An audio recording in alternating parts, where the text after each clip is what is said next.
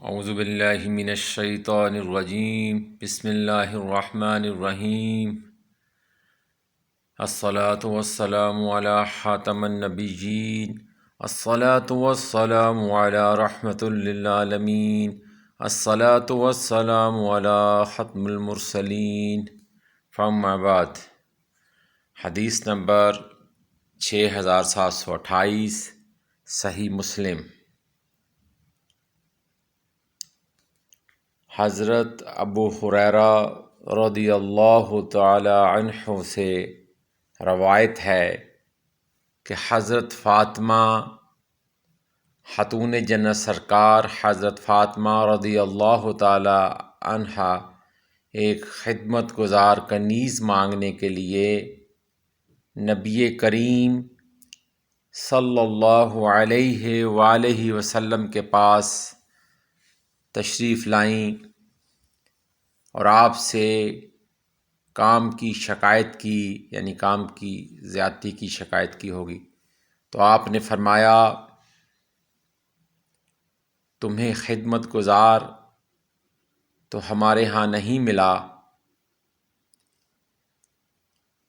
ہمارے گھر میں بھی موجود نہیں۔ فرمایا کیا میں تمہیں ایسی بات نہ بتاؤں جو تمہارے لیے خدمت گزار سے بہت بہتر ہے؟ جب تم بستر پر جاؤ، یعنی سونے سے پہلے کی بات ہو رہی ہے، جب تم بستر پر جاؤ تو 33 بار سبحان اللہ کہو، 33 بار الحمدللہ کہو اور 34 بار اللہ اکبر کہو۔ اللہ اکبر۔ اس سے معلوم ہوا کہ سبحان اللہ، الحمدللہ، اللہ اکبر کی تسبیحات